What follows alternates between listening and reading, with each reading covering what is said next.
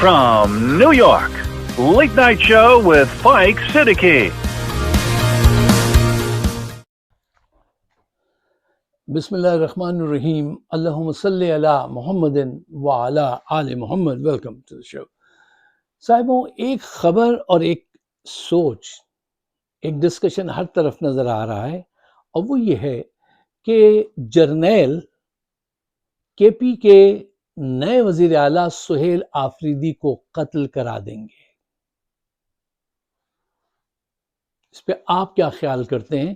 اس پہ تفصیل سے بات کریں گے، اور میرے ساتھ رہیے گا۔ میں پروگرام کے اینڈ پہ آپ کو یہ بھی بتاؤں گا کہ اس وقت حکومت کے عاصم منیر صاحب کے پاس چونکہ کوئی ایگزٹ اسٹریٹجی تو ہے نہیں، تو وہ 4 پوائنٹ ایسے ہیں جن کو یہ چاہیں تو اس پہ غور کر سکتے ہیں۔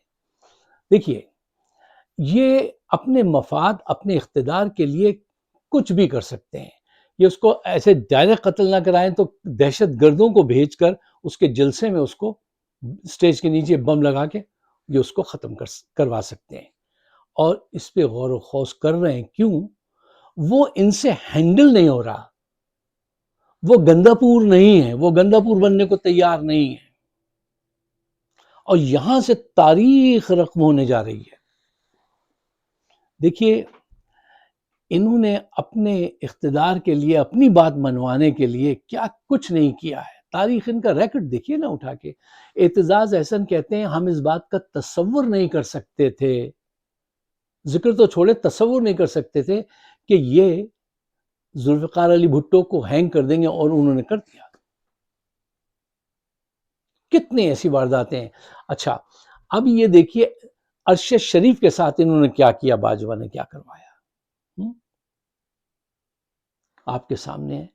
آج وقار ملک کا جو ویلاگ ہے وہ ضرور دیکھیے گا، اس میں اس نے ایک ویڈیو دکھائی ہے کہ ارشد شریف کی بیوہ یہ بتا رہی ہے، وہ لڑکی، کہ انہوں نے مجھے وہ تصاویر بھیجی میرے شوہر کی، اور یہ بتایا کہ دیکھو سچ بولنے کا انجام یہ ہوتا ہے کہ اس کے سر کی اسکیلپ کی ہڈی ٹوٹی ہوئی تھی، اس کی ایک آنکھ کھلی تھی، ایک آنکھ بند تھی، ایک آنکھ میں جو گولی ماری تھی تو آنکھ سے لے کے دماغ کے ادھر سے نکلی تھی، اس کے ناخن کھینچے گئے ہوئے تھے، وہ تصاویر انہوں نے مجھے بھیجی۔ اس کے سارے جسم پہ بڑے بڑے بروز تھے، تشدد کے نشانات تھے، اس کی کڈنی غائب تھی، اس کی ٹانگیں ٹوٹی ہوئی تھی۔ وہ فوٹوز انہوں نے اس کی بیوہ کو بھیجے کہ دیکھو ہم یہ حشر کر دیتے ہیں، خوف پھیلانے کے لیے۔ ان سے کوئی بعید نہیں ہے۔ میں ہمیشہ سے اس بات کا بلیور ہوں کہ پہلے پلان کرو۔ تم اگر آج پلان نہیں کرو گے تو وہ تمہاری بربادی کا پلان کر کے بیٹھے ہوئے ہیں۔ یہ آواز آج اٹھاؤ کہ اگر تم نے ایسا کیا، اگر انہوں نے ایسا کیا، تو یہ کے پی کو علیحدگی کی طرف لے جانے کا پہلا بہت بڑا قدم ہوگا۔ یہ ان کو سمجھنا چاہیے، یہ جو بھی اس کی راہ میں کاٹے بو رہے ہیں۔ اچھا، اب یہ چونکہ ایک بڑا طویل لمبا سبجیکٹ ہے، تو میں آپ کا ٹائم بچانے کے لیے 4 پوائنٹس آپ کی نظر کرتا ہوں، اس میں ذرا آپ اس کو خود ایکسپلور کیجئے گا تو ہر چیز آپ کی سمجھ میں آ جائے گی۔ پوائنٹ نمبر 1، تم سہیل آفریدی کو مار کر پورے ملک کے نوجوانوں کی امید کا قتل کرو گے۔ پوائنٹ نمبر 2،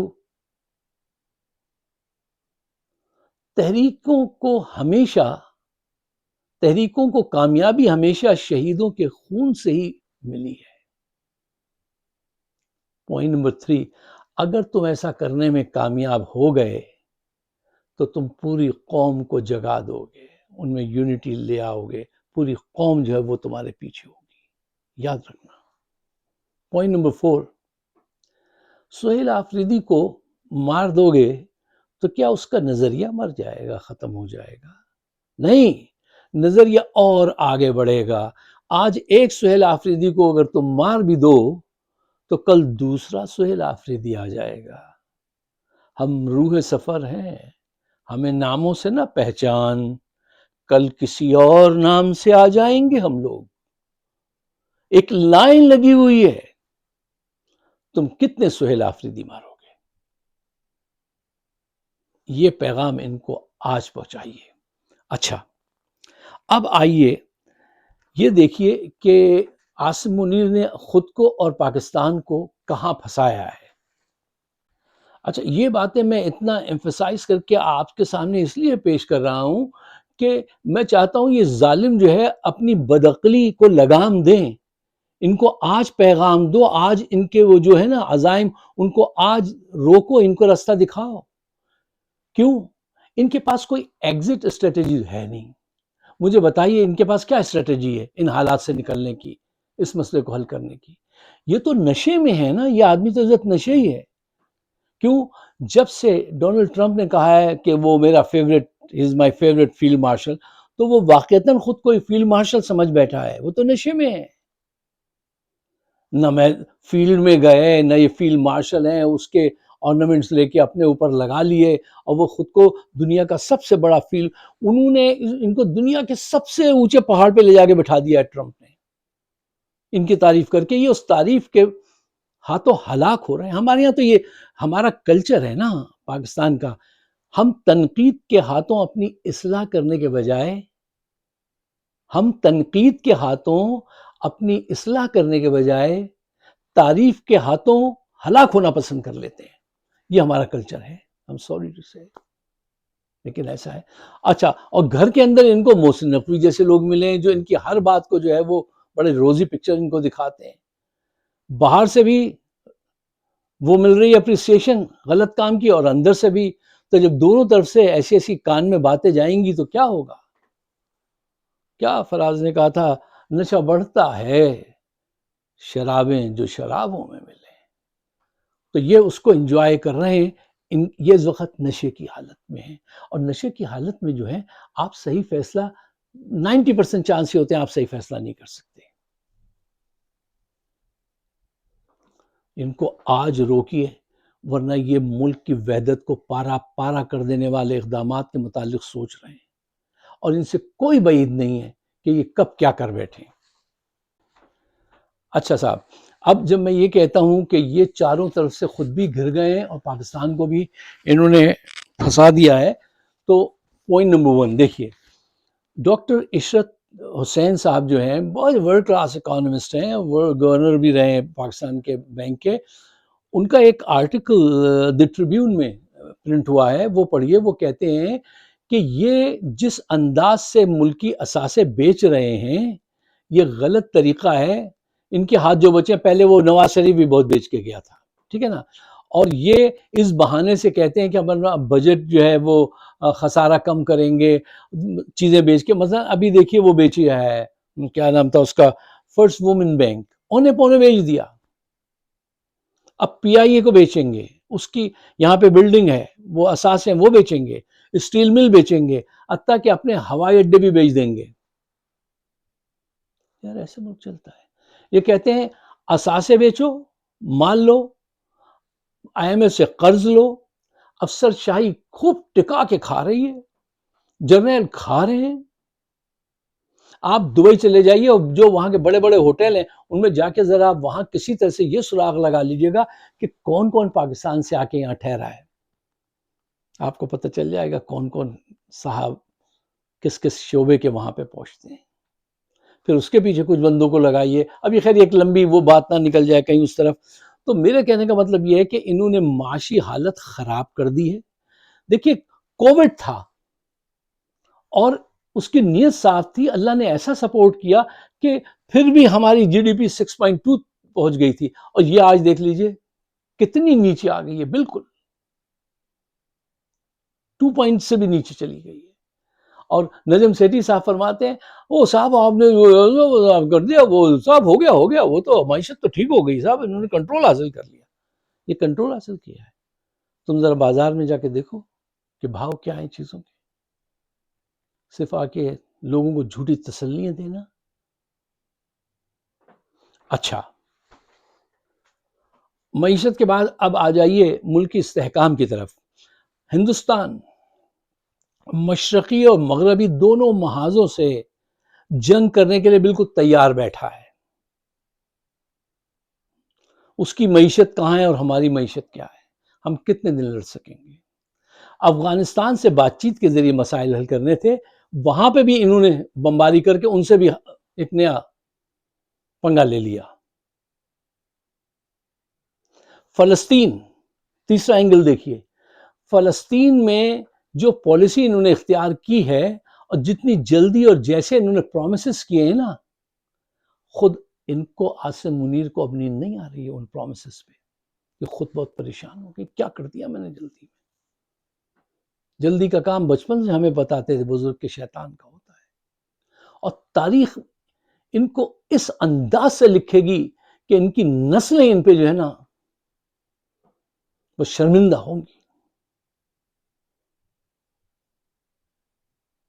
وہاں بچے بھوک سے مرتے رہے، جس نے یہاں ان کے حق میں بات کی تم نے ان کو جیلوں میں لا کے مارا، اب ان کا خون صاف کرنے کے پیسے لوگے تم، وہاں مزید خون بہانے کے پیسے لوگے تم، صرف اپنا اقتدار قائم رکھنے کے لیے۔ وہ نشہ جو ہے نا تمہیں کہ میں فیلڈ مارشل ہوں، جبکہ بھائی تم فیلڈ مارشل نہیں ہو، وہ کریڈٹ اس کا تھا ایئر فورس والے کا، وہ زبردستی اپنے اوپر لا کے وہ لگا لیا آرنامنٹس۔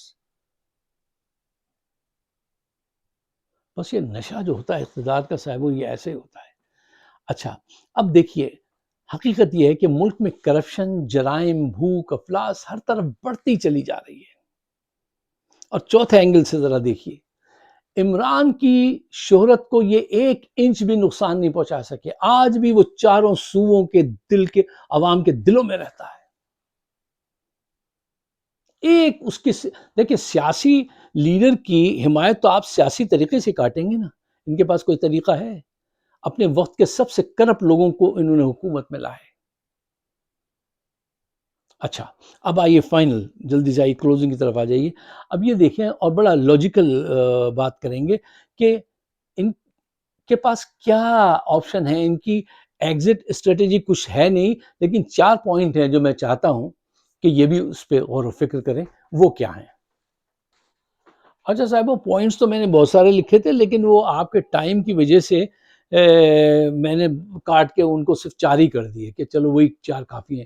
پوائنٹ نمبر 1، آج ان کو اپنا اقتدار قائم رکھنے کے لیے یہ 4 پوائنٹ یہ ہیں اس سچویشن کو بدلنے کے لیے۔ پوائنٹ نمبر 1، یہ کیا کر سکتے ہیں عاصم منیر، یہ اپنا ظلم دوگنا کر دیں اور بڑے پیمانے پہ لوگوں کو ماریں پیٹے، خوف پھیلائیں۔ پوائنٹ نمبر 2، بھارت جنگ چھیڑ دے اور یہ وہ جنگ جیت جائیں تو ان کی صورتحال بہتر ہو جائے، یا سعودیہ بہت زیادہ ریال اور ڈالر دے دے، ٹھیک ہے۔ پوائنٹ نمبر 3، یہ عمران سے کوئی ون ون بات کریں۔ اور پوائنٹ نمبر 4، کہ یہ جہاز پکڑیں اور ملک سے بھاگ جائیں۔ اگر میں ان کے ساتھ کام کرتا ہوں تو میں ان کو یہ کہوں گا کہ آپ پوائنٹ نمبر 3 پہ جائیے، عمران سے کوئی ون ون ڈیل بنائیے، اس کو جھکانے کی کوشش مت کیجیے گا۔ آپ بھی ضدی ہیں، وہ بھی ضدی ہے، لیکن فرق ہے زمین اور آسمان کا۔ وہ جس ضد پہ قائم ہیں اس میں ملک اور قوم کی فلاح و بہبود ہے۔ آپ جس ضد پر قائم ہیں اس میں صرف آپ کا اقتدار، وہ آپ کی مریم، وہ کیا نام، مریم نواز، ان کا اقتدار اور یہ نون اور یہ لٹیرے جو آپ کے ساتھ ہیں، ان کا مفاد وابستہ ہے۔ آپ کی ضد میں ان کا مفاد وابستہ ہے، عمران کی ضد میں پوری قوم کا مفاد وابستہ ہے۔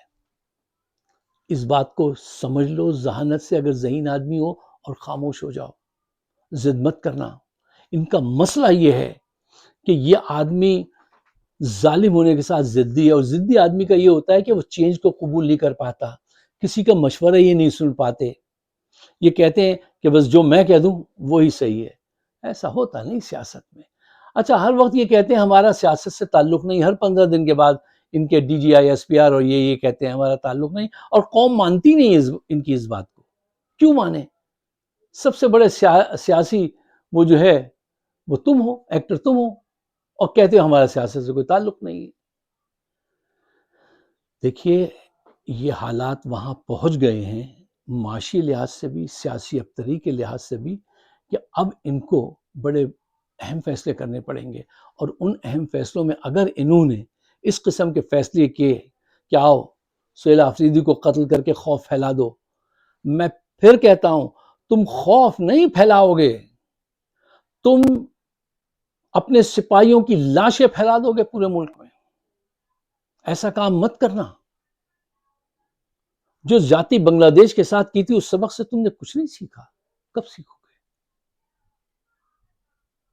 ان کو سیکھنا چاہیے، ہمیں سب کو مل کر ان کی ہیلپ کرنی چاہیے، رستہ سجانا چاہیے. کیوں؟ یہ تو نشے میں ہے کہ بھائی رستہ ادھر ہے ادھر جاؤ، اس کے علاوہ اور کیا چوائس ہے؟ اگر آپ کو میرے خیالات سے آپ اتفاق کرتے ہیں تو ایک کام کیجئے، اس کو شیئر ضرور کیجئے گا، مجھے اپنے خیالات سے نوازیے گا، اس لیے کہ ہم آپ کے خیالات کی بڑی قدر کرتے ہیں. ہمارا چینل بھی سبسکرائب کیجئے. اور ہمارے چاروں طرف سے انہوں نے گھیرا ہوا ہے، وہ کہیں آواز ختم ہو جاتی ہے، کچھ لوگ کہتے ہیں نوٹس نہیں ملا، طرح طرح کے پرابلم ہیں. آپ جو آپ کے گروپس ہیں ان میں میری بات کو ضرور شیئر کر دیجئے گا. آپ سب کا بہت بہت شکریہ.